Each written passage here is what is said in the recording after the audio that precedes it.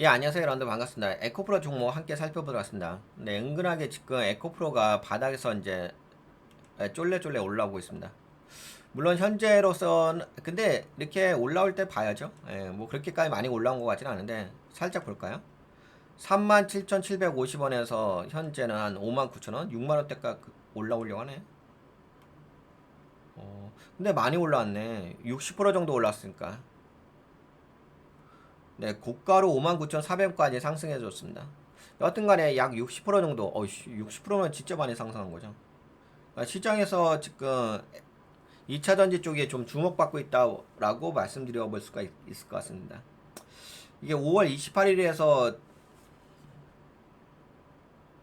8월 10일이니까 뭐 채 두 달 정도? 예, 이 정도 수준에서 올라왔습니다. 근데 두 달 만에 상승률이 50%라고 한다면은, 60%네. 60%라고 한다면 되게 의미가 있죠. 우선 이제 전체적인 흐름을 좀 보도록 하겠습니다. 근데 와, 예전에 엄청 날라갔었죠. 이게 얼마까지 날라가? 30만 원까지 날라갔네. 야, 2000년대겠죠. 이쪽 한 2만 원대부터 한번 체크해 볼까요? 오, 1000%가 날라갔던 종목. 1000% 엄청나게 날라갔다가 지금은 이제 많이 반납을 하면서 3만 7천 원 정도까지 내려왔고, 지금은 이제 차트의 흐름상 네, 반등이라고 보시면 될 것 같습니다. 뭐 반등일까요? 그래도 돌린 건 있네. 여기서도 좀 돌려주고. 아, 계속 돌렸구나. 아, 돌렸다가 이제 여기는 좀 그렇죠. 여기 공간이 있네. 그쵸? 내려오고. 추세가 여기서 이렇게 되고, 밀리고, 내려오고. 살짝 돌리긴 했습니다. 그쵸? 그래서 요거는 현재로 봤을 때는 예, 반등의 포지션으로 보셔야 될 것 같아요. 그렇죠, 이렇게 반등의 포지션 한 66,000원? 67,000원 정도?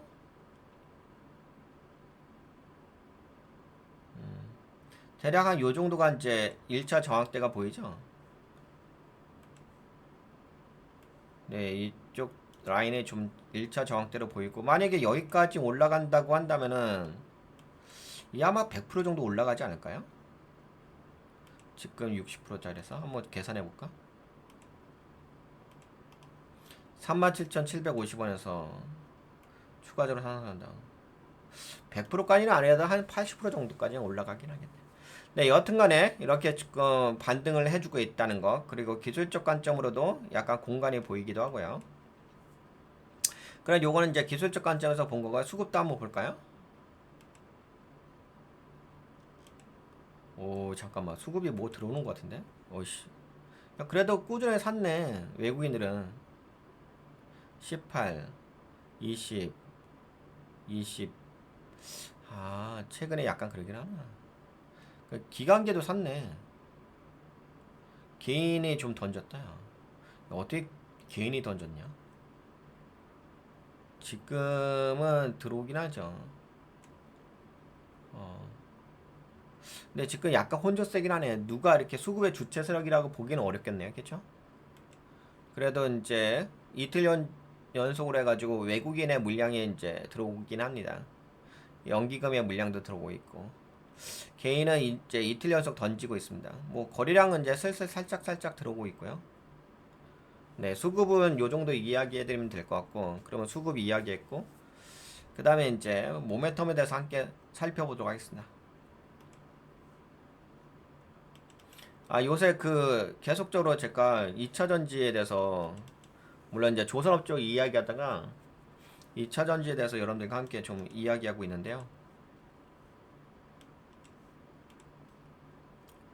네, 우선 이제 2차 전지가 상승하고 있는 어떤 배경에 대해서 함께 살펴보도록 하겠습니다. 이번 2차 전지 주가 상승 왜 일어났을까? 최근 2차 전지 관련 주식이 다시 힘을 받는 이유는 크게 에코프로비엠의 깜짝 실적과 ESS 에너지 저장 장치 시장 기대감 덕분입니다. 근데 뭐 에코프로비엠이 많이 올라왔나? 예. 하여튼간 이제 뭐 지금은 그 종목별로 매출이 좀 크게 증가한 부분이 있어요. 아 근데 그게 증가한 부분이 예전보다는 많이 줄어들었기 때문에 기저 효과도 없잖아 있긴 있어요. 근데 뭐 기저 효과가 있든 없든 간에 어차피 뭐 증가한 거니까. 그리고 이제 계속적으로 제가 말씀드리고 있는 게 이제 2차 전지 쪽은 이제 에너지 저장 장치죠. 이거는 이제 제가 여러분들과 함께 해외 종목에서 테슬라 종목 분석할 때 거기서도 계속적으로 언급된 거고 그 테슬라의 그 산업 분야가 세 가지가 있잖아요. 하나는 전기차, 하나는 로보택시, 하나는 ESS. 저 ESS가 좀 특이하긴 하죠. 근데 ESS의 성장률이 테슬라의 사업 부문 섹터의 관점 본다면 세그멘트 쪽으로 보인다면은 진짜 많이 성장률이 있어요. 근데 아직까지 이쪽 시장이 커졌다고 볼 수 없고요. 그냥 커지고 있는 시장인 거고 그다음에 데이터 센터를 통해서 에너지가 좀 필요하니까 그런 면에서 이쪽이 나름대로 2차 전지의 회사들이 ESS 시장 쪽으로 좀 눈을 돌리고 있다라고 말씀드려 볼 수가 있긴 하겠습니다. 에코프로뱀이 기대를 훨씬 웃도는 실적을 발표했다. 전기차와 ESS에 들어가는 양극재 판매가 늘면서 2분기 영업이익이 전년 대비 11배 이상 늘었다. 근데 이건 아마 기저효과의 가능성이 큽니다. 그동안 하도 안 좋았다가. 그리고 ESS 시장이 새로운 성장 동력으로 부각받고 있다. ESS에는 태양광, 풍력 등 신재생에너지로 만든 전기차를 저장해 두는 저장 장치입니다. 미국은 ESS 설치에 대해 2032년까지 세금 혜택을 주기로 했고, 그러니까. 근데 이런 것들이 좀 은근하게 도움이 많이 되더라고요. 아무래도 이제 관세 이슈가 심지어는 그런 이야기도 나오지 않았나요? 자국 회사인 그 인텔이라든지 인텔이 아니라 엔비디아하고 또 어디죠? AMD 자국 회사인 엔비디아하고 AMD에게도 관세를 부과한다. 어떻게? 미국에 저기 중국에 수출할 때. 심지어 그런 수준이래 가지고 지금 미국의 지금 상황 자체가 그래서 뭔가 세금 혜택이라든지 이런 부분이 있으면 상대적으로 좀 경쟁력을 가질 수 있는 경영에 좀 혜택이 됩니다. 이거 별거 아닌 것 같긴 한데 별거 아닌 게 아니더라고요. 보니까 지금 상황을 보니까. 미국의 ESS 설치에 대해 2032년까지 세금 혜택을 주기로 했고 중국산 ESS에는 무려 그러니까 이게 있던데 그 OBBBA죠. 그 정책으로 인해 가지고 중국산 ESS에는 무려 58% 넘는 관세를 부과하고 있습니다. 덕분에 미국에서 ESS를 깔 때 한국 제품이 대안이 될 가능성이 커졌습니다. 진짜 이런 부분에서는 그러니까 지금 중요한 부분은 이런 게 있어요. 아까 이야기한 것처럼 자국 기업에게도 관세를 부과하는 부분이 있잖아. 그러니까 수출할 때도 아니 진짜 야 사상 최초긴 한데 진짜 사상 최초예요. 제가 조사해봤는데 사상 최초인데 아니 자국 회사에게도 관세를 부과한다고 수출할 때 여러분들 이제 수입할 때나 뭐 미국에 수입할 때는 관세를 부과를 하잖아요. 그게 아니라니까. 그러니까 이런 것들이 되게 우습게 볼 영역이 아니에요. 이렇게 뭐 세금 혜택 준다 이렇게 그리고 뭐 중국산의 ESS에게 58% 관세 부과인데 이게 어떻게 보면 뭐 당연한 거고 상식적인 거고 그렇게 느낄 상황이 아닙니다. 지금 상황 자체가. 뭐 여러분들도 아시다시피 백그라운드의 어떤 경제의 그 메커니즘을 좀 고려해 보시게 되면은 우스운 이야기가 아니에요. 그러니까 남일이 아니야. 이거 웃기잖아. 너무 안 웃겨요? 아니 자국 회사가 수출을 하는데 중국에 수출하는데 관세를 부과해. 15%인가요? 참 코미디야 코미디. 하여튼간 좀 이상해요. 이상한 상황에서 그나마 그런 것들을 본다면 이런 것들은 진짜 엄청나게 뭐 사막의 오아시스 같은 느낌입니다. LFP와 삼원기의 양극재 뭐가 다른가요? 우선은 이거 뭐 요거는 이제 지식적인 거니까 넘어가고. 근데 이제 이게 그건 있더라고요. 그거 뭐가 있냐면 그 LFP 있잖아요. LFP가 주로 이제 ESS 시장에서 점유율을 좀 많이 차지하고 있어요. 여기 있을 건데. 근데 LFP 판매량은 작년보다 72% 증가했으며 전체 시장 점유율이 58%나 차지하고 있어요. 그래서 뭐 이제 배터리 그 LFP가 많이 쌓이고 사용되긴 하죠. 3원계의 성장률은 15%에 그쳤습니다. 문제는 LFP 시장은 거의 중국 업체들이 장악하고 있다는 점입니다. 그러니까 이 얘기를 왜 하냐면은 LFP 시장은 거의 중국 업체들이 장악하고 있는데 ESS 시장이라든지 뭐 전기 배터리 시장도 마찬가지죠. 전기차 배터리 시장도 마찬가지인 것처럼 하여튼간 중국이 다 네, 삼켜버렸잖아. 근데 문제는 이제 중국에게 이렇게 ESS 시장에서 그러니까 이게 우스운 이야기 아니니까 제가 계속 이야기하지만 58% 관세를 부과했잖아. 그러니까 이렇게 되면 이제 한국의 경쟁력이 살아나는 거지. 그러다 보니까는 이게 3원계가 이 비중을 차지한 부분이 뭐 15 얼마 안 되잖아요. 안 되는데 LFP 배터리 중국산 제품에다가 58% 관세를 부과해 버리니까는 이게 경쟁이 돼 버리는 거야. 이해가 되시죠? 그리고 또 한 가지는 뭐 최근에 리튬 가격이 좀 상승한 부분이 있었죠. 리튬 가격 계속 올라가나? 다시 한번 체크해 볼까요? 요새 그 뭐 리튬 가격 근데 제가 보기에는 반등이긴 한데 반등해서 그 상승 추세로 전환되는 부분이 있어요. 한번 봐봐요. 저도 어제 봤는데 또 올랐나? 야, 씨, 많이 올랐대요. 야, 씨, 뭐냐? 어제 요만큼이었거든. 야, 씨, 야, 뭐냐? 씨, 많이 올라온다, 리튬. 네, 우선은 세계 1위 배터리 업체 CATL이 중국에서 운영하던 대형 리튬 광산을 허가 갱신 문제로 멈췄습니다. 이 광산은 세계 리튬의 3%를 생산하는데 멈추자마자 중국 선물. 그러니까 이거 지금 아까 본 거. 어이씨, 엄청 올라갔다, 야, 이거. 야, 장난 아닌데? 이 광산, 그래서 멈추자마자 중국 선물 시장에서 리튬 가격이 9% 이상 급등했습니다. 그 이상으로 지금 급등하고 있어요. 리튬 가격이 오르면은 배터리 소재를 파는 에코프로, 포스코 퓨처엠. 그래서 제가 어제 포스코 퓨처엠 한 거잖아. 근데 이제 오늘 그러니까, 하여튼간 뭐 상수 추세를 유지하고 있는데 포스코 퓨처엠은 어딨냐? 여기 있죠. 네, 에코프로, 포스코 퓨처엠 같은 회사의 수익성 개선 효과가 있습니다. 그러니까 그 리튬 가격이 올라가게 되면 원자재가 올라가는 거니까.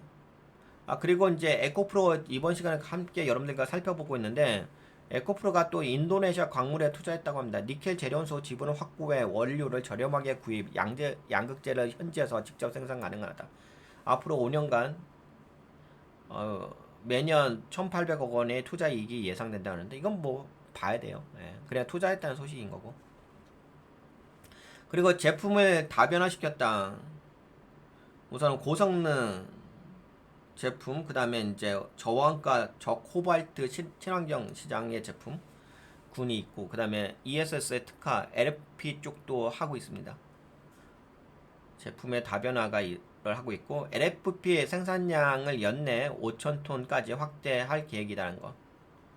그러니까 이제 한국은 약간 그런 게 있었잖아. 한국은 이제 약간 처음부터 똥꼬집이 있어서 그런지 몰라도 3원 거면 죽으라고 했지. 그러다가 이제 개폭망했지. 중국의 LFP로 인해서 개폭망 내가지고 3원계 쪽에서. 그치. 그런데 이제 이게 3원계가 다시 뜨기 시작한 것은 3원계가 좋아서 뜨고 있는 게 아니라 뭐 성능은 좋겠죠. 벤치마크 해가지고 성능이 좋아요. 그런데 가격 경쟁력에서 잽이 안 되잖아. 가격 경쟁력 잽이 안 되고 경영 효율성에서 잽이 안 되잖아. 그래서 3원계 개판 5분 정도 된 거죠. 뭐. 그래서 중국한테 다 넘겨준 거죠. 그러다가 이제 요번에 어떻게 된 거냐면 이제 미국에서 중국에게 관세를 부과를 해버리니까 그러니까 이제 가격 경쟁이 좀 맞춰지면서 3원계가 좀 뜨기 시작하는 거지.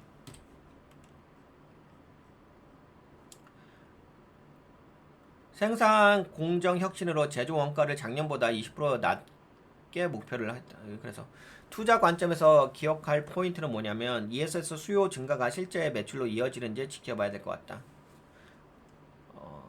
그렇죠. 매출이 가장 중요하죠. 미국, 중국 정책 변화, 북미양 ESS 수주 속도 핵심. 전기차 시장 부진이 장기적으로 ESS 성장으로 상쇄할 수 있을 것 같다. 네, 정리하자면은 이번 2차전지 주가 상승은 단순 반등이 아니라 ESS라는 새로운 성장 시장이 부각되면서 생긴 변화. 그래서 앞으로의 ESS 시장에서 한국이 얼마만큼 뭐 포지션을 가져갈 것인지, 네, 그 부분을 체크해 보실 필요가 있을 것 같고요. 그러면은 네, 우선 뭐 리튬 가격 올라가는 거 좀 살펴봤고, 탄산 리튬 가격, 재무제표 한번 봐볼까요? 네, 재무제표로 보게 되면은 증가했어요. 이게 지금 단위가 100만 원 단위죠. 그러니까 전기 대비로도 증가했어. 8,068억 원에서 이제 9,317억 원은 증가했고, 근데 많이 증가했대요. 15.5%. 그리고 전년 동기 대비해서도 7.8% 증가했고, 영업이익도 어이씨, 야, 영업이익이 그러니까 이런 거는 1,081% 증가했네. 근데 그건 있다. 이게 기저효과의 영역은 있어요. 이게 왜 기저효과라고 이야기하는지는 조금 이따 이야기 드릴게요. 네, 정기 실적이 13억 원이잖아, 그치? 그리고 전년 동기는 많았었잖아. 그러니까 흑자 전환된 부분이 있다 보니까 이게 1000%가 확 증가해버린 거지. 그래서 162억 원. 근데 당기순이익은 아직은 많았어. 오히려 손실은 어, 순이익에 대한 손실은 지속적으로 발생하고 있다. 더 안 좋아지고 있다라고 볼 수가 있을 것 같습니다. 제가 보기에는 뭔가 전환점의 영역인 것 같아요. 아직까지는 이제 그 영업 활동이란 부분이 좀 활성화됐다. 이전보다는 활성화됐다. 근데 아직까지 수익은 제대로 챙기고 있지는 못하다라고 보셔야 되기 때문에 약간 테마성이라든지 기술적 반등 관점으로 보시는 게 맞지 않을까 싶습니다. 아까 제가 이거 한번 이야기해 볼까요? 제가 이걸 왜 기저효과라고 말씀드렸냐면은 이게 봐보세요. 영업이익률이 1000%가 증가했잖아요. 전기 대비 1000% 증가했고 우선 뭐 전년 동기 대비로는 흑자 전환됐고, 그러니까 영업이익이 이렇게 1000% 이상 증가했다는 것은 엄청나게 많이 증가한 거죠. 근데 이게 기저효과로 말씀드릴 수 있는 영역, 그 이유는 이거예요. 체크해 보시게 되면은 요번에 이제 영업이익률이 흑자 전환됐고 1000% 이상 증가했잖아요. 그런데 2025년 2분기 영업이익률이 매출액 대비 1.74%입니다. 1.74%. 그리고 2025년 1분기 때가 영업이익률이 0.17%입니다. 예, 그렇죠. 그러니까 순수하게 지금 돈을 많이 벌고 있다라고 보기는 어렵겠죠. 그러니까 기저효과라고 이야기할 수밖에 없는 상황이라고 말씀드릴 수가 있을 것 같습니다. 네, 그렇게 이야기해드리고 그 다음에 이거는 한번 체크해볼까요? PBR은 4.655. 그 다음에 뭐 지분 현황에 뭐 문제 있는지, 매도 때리는 거 있긴 있는데 어디서 때리는 거냐? 뭐 매도는 있긴 있네.